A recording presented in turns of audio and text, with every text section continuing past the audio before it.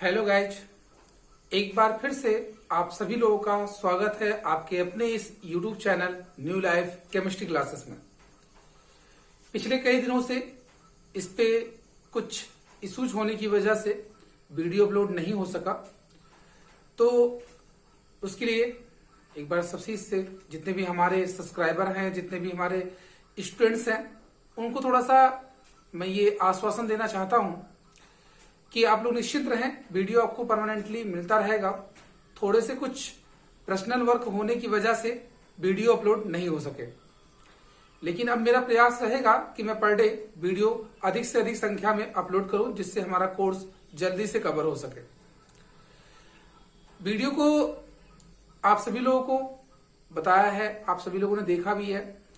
Video में जो भी चीजें जितनी हो सकती हैं इजी से इजी वे, वो बताने का प्रयास किया जा रहा है आपको। इसके बावजूद भी यदि आपको कुछ कहीं फॉल्ट लगता है, कुछ कहीं कमी होती है, तो कमेंट बॉक्स में बेहिचक आप बताया कीजिए। कमेंट बॉक्स आपके लिए खुला रहता है हमेशा, क्योंकि जब तक आप किसी चीज को अगर व्यक्त नहीं करेंगे, कोई चीज बताएंगे नहीं हमें, तो हम उस पर कुछ भी इंप्रूव नहीं कर पाएंगे। इसलिए आप लोगों से ये उम्मीद करता हूं कि आप अगर कोई भी कहीं कुछ फॉल्ट होते हैं तो आप उसे कमेंट बॉक्स में जरूर लिखा करें। तो आज हम स्टार्ट करने वाले हैं पी ब्लॉक को एक बार फिर से। और पी ब्लॉक के पिछले वीडियो हमारे कुछ पड़े हुए हैं इसमें, जिसमें मैंने इंट्रोडक्शन दिया है आपको, और साथ साथ मैंने इलेक्ट्रॉनिक कॉन्फ़िगरेशन भी बताया था। और उसमें शायद एक एलिमेंट्स मैंने ऐसे मेंशन किए थे, वो शायद कार्बन फैमिली का उसमें अटैच्ड हो गया था, तो उसे आप थोड़ा सा वहां पे इग्नोर करिएगा, क्योंकि उस टाइम मैं सिर्फ इंट्रोडक्शन दे रहा था। शायद नाइट्रोजन फैमिली मैंने उसके एलिमेंट्स बताए हुए थे, तो उसमें एक फ्लोरोबियम शायद आ गया था, FL जिसका वो था सिंबल। तो वो किसी बच्चे ने शायद कमेंट किया कि सर ये जो है वो कार्बन फैमिली का है और आप नाइट्रोजन फैमिली बता रहे हैं, तो उसमें वो चीजें फॉल्ट हो गई। और वहां पे होना चाहिए था UUP करके, अन पेंटियम करके नाम है उसका। तो चलिए उस पर हम डिस्कस करेंगे आपसे एक सीक्वेंस में। जो भी चीजें कहीं भी अगर मिस होती हैं तो उसे आप कमेंट बॉक्स में जरूर बताया कीजिए, ताकि मैं उसे आगे अगली जो भी वीडियोज रहे उसको उसमें मैं जो भी मिस चीजें रहे उसको करेक्ट करा सकूं, और आगे से गलतियां ना हो उसको भी देख सकूं। तो देखिए, आज पी ब्लॉक में हम सबसे पहले आपसे डिस्कस करने वाले हैं कि पी ब्लॉक किसे कहते हैं, इसे पी ब्लॉक क्यों कहा जाता है, पी ब्लॉक के और क्या क्या एडवांटेज हैं, क्या उसके यूजेज हैं, और उनमें कौन कौन से ऐसे टॉपिक्स हैं जो बोर्ड एग्जाम से काफी ज्यादा बोर्ड एग्जाम में काफी अधिक पूछे जाते हैं। ठीक है ना। तो देखिए, आपको पी ब्लॉक में सबसे पहले आपको ये जानना है कि पी ब्लॉक जो है, सभी लोग जानते हैं और स्टडी को देखा भी है सबने। तो पी ब्लॉक एलिमेंट,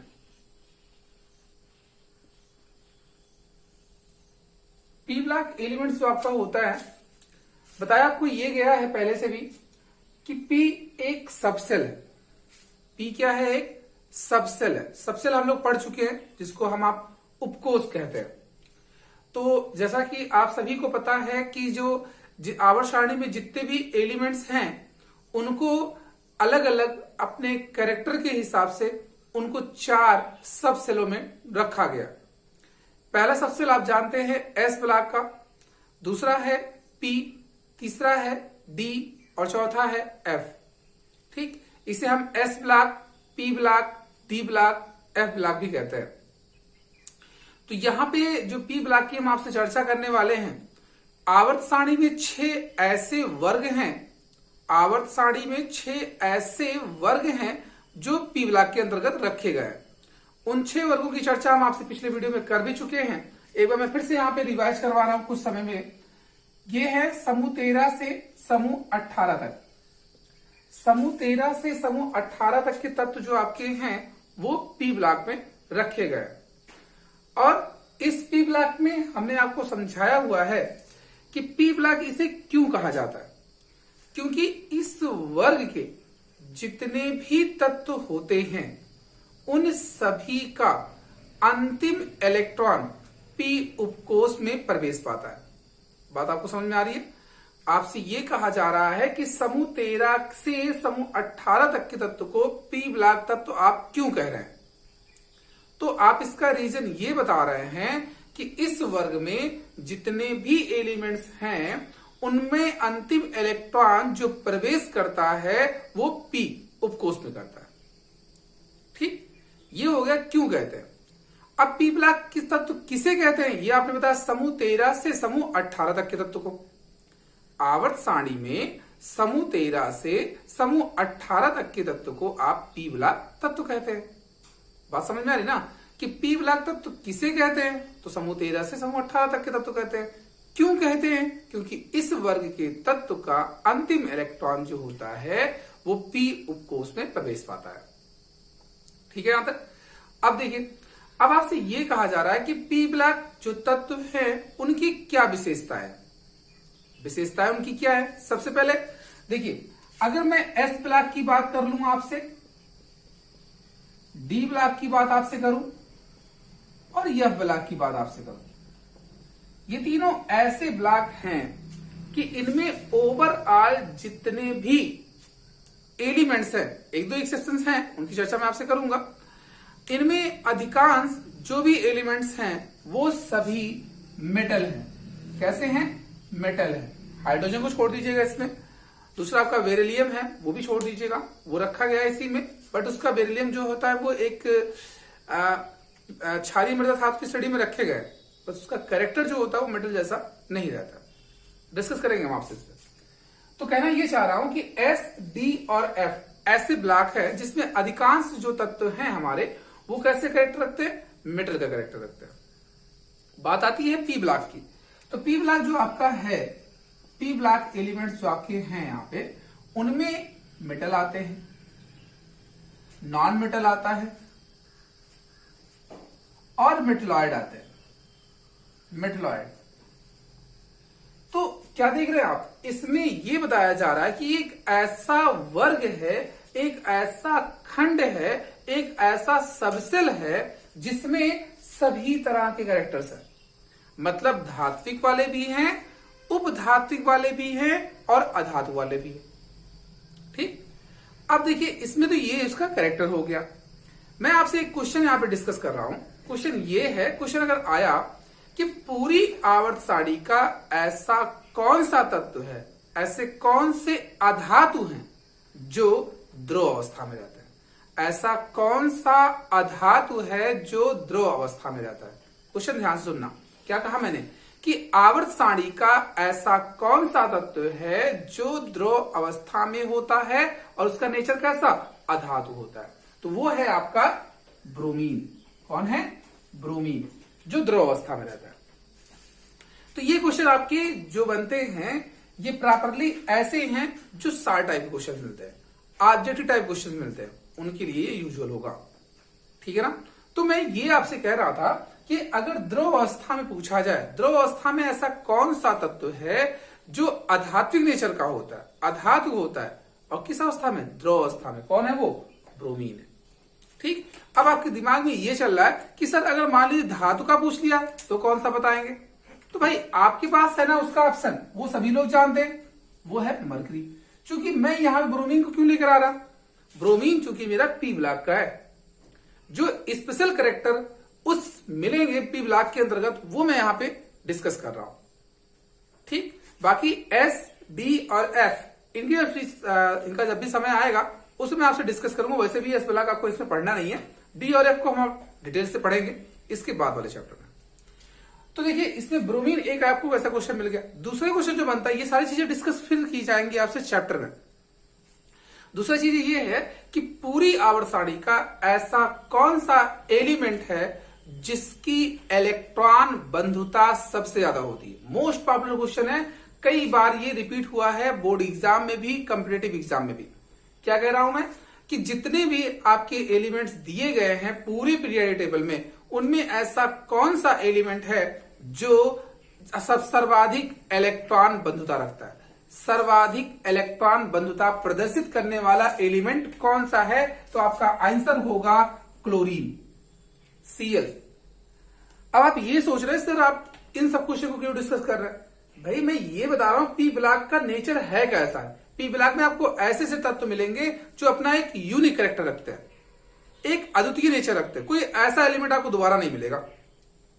बात समझ रहे? जैसे मैं कह दूं ब्रोमीन के अलावा बता दो कोई और द्रवावस्था में आ जाए अधात्विक नेचर का हो, कोई नहीं मिलेगा। अधात्विक हो तो अधात्विक इसी में तो आ रहा है, बाकी तो सब मेटल रखते हैं भाई। समझ रहे ना? कोई सर्वाधिक इलेक्ट्रॉन बनता वाला एलिमेंट बता दीजिए, तो भाई यही मिलेगा क्लोरीन, कोई और नहीं मिल सकता इसमें। समझ रहे? तो ऐसे में अगर मैं आगे और डिस्कस करूं कि ऐसे कौन से वर्ग हैं, मैंने क्या कहा इस बार? वर्ग कहा। ऐसे कौन से वर्ग हैं जिसमें सर्वाधिक आनंद विभव प्रदर्शित करने का गुण होता है? कौन सा वर्ग है? तब तो नहीं पूछा इस बार, वर्ग पूछा। तो वर्ग आपका है वो शून्य वर्ग है। कौन सा? शून्य वर्ग। शून्य वर्ग एक ऐसा वर्ग है जिसमें उपस्थित सभी तत्वों की, अगर मैं किसी आवर्त में लेके चलूंगा उसको तो भी उसमें आएगा। वर्ग में अगर आता हूं तो वर्ग में एक प्रॉपर्टी आप सभी को पता है कि ऊपर से नीचे की ओर आते हैं तो आनंद विभव घटता है। आनंद विभव घटता है। नीचे इसका मैं आगे डिस्कस करूंगा आपसे, क्यों होता है, कैसे होता है, सारी चीजें मैं बताऊंगा। अभी मैं आपसे कह रहा हूं सबसे अधिक सर्वाधिक आनंद विभव प्रदर्शित करने वाला ऐसा कौन सा वर्ग है? तो आपको बताया कौन सा? शून्य वर्ग है। शून्य वर्ग को आप और किस नाम से जानते हैं? 18वें वर्ग के नाम से जानते हैं। तो ये ऐसा आपका क्वेश्चन बना कि सर्वाधिक आनंद विभव प्रदर्शित करने वाला वर्ग कौन सा होता है? तो आंसर आपका कौन सा? 18वां। या इसको आप शून्य वर्ग बोलते हैं। ठीक है। और अगर मैं इसके जो मेन कैरेक्टरिस्टिक्स हैं कि इस शून्य वर्ग में कौन कौन से एलिमेंट्स रखे गए हैं, तो उनको आप ध्यान रखिए। वो है आपका helium, नियान, argon, krypton, xenon, radon, और अगला एक नया एलिमेंट जो इसमें खोजा गया है वो है ओगनेशन। इसको कुछ लोग ऑंगेशन में पढ़ते हैं, तो जो भी आप पढ़ते हैं उसको जानते रहिए, बस सिंबल इसका है ओजी। क्लियर है? आप एक ऐसे वर्ग की बात यहां पे कर रहे हैं जिसको आप कई नामों से जानते हैं। एक इनर्ट गैस के नाम से जानते हैं, शून्य वर्ग के नाम से जानते हैं, नोबल गैसेस के नाम से जानते हैं, ठीक, अक्रिय गैसों के नाम से जानते हैं। ये एक ऐसा है। इन सारी चीजों के बारे में चर्चा आपसे इसलिए की जा रही है क्योंकि आप पढ़ने वाले हैं पी ब्लॉक। मैंने अपने फर्स्ट वीडियो में ये चीजें आपसे डिस्कस की थी कि जो मैं 4 वर्ग आपको पढ़ाने वाला हूं, जिसमें 15, 16, 17 और 18, क्योंकि 13 और 14 तो आप पढ़ चुके हैं, तो 15, 16, 17 और 18 समूह के तत्वों का निक नेम क्या है? तो आप में से काफी स्टूडेंट्स उसके नाम अच्छे से बताए। जिसमें पहला था आपका नाइट्रोजन परिवार का, जिसको आपने कहा था निकोजन्स कहते हैं। दूसरा आपने बताया था जिसमें आपके ऑक्सीजन परिवार आते हैं, उनको आप चैल्कोजेंस कहा था। फिर आपका 17वां समूह जो था उसको आपने हैलोजेंस कहा था, और 18वें समूह को आपने एरोजेंस कहा था। ये देख के काफी अच्छा लगा कि बच्चे पार्टिसिपेट करते हैं। बीच में कुछ मेरी पर्सनल इश्यू जो होने की वजह से मैं वीडियो को अपलोड नहीं कर सका, और उसके आंसर जितने देने वाले थे उनका नाम मैं अनाउंस नहीं कर पाया, तो उसके लिए कहीं ना कहीं गलती है मेरी, उसके लिए सॉरी बोल रहा हूं यहाँ पे। लेकिन आप ये ध्यान रखिए कि आपकी अगर पॉजिटिव एक्टिविटीज रहती हैं टॉपिक को लेकर के, तो आप आगे अच्छे इंप्रूव भी करेंगे और मेरा मन भी लगेगा वीडियो को अपलोड करने में। तो चलिए आगे बढ़ाते हैं। यहाँ पे मैं ये कह रहा था कि ऐसा कौन सा वर्ग है, ऐसा कौन सा वर्ग है जो सर्वाधिक आनंद विभव प्रदर्शित करता है? सर्वाधिक आनंद विभव प्रदर्शित करने वाला वर्ग कौन सा है? तो वो आपके पी ब्लॉक में ही मिलेगा। और पी ब्लॉक में कौन से वर्ग की चर्चा कर रहे हैं आप? 18वें समूह की कर रहे हैं। ठीक है।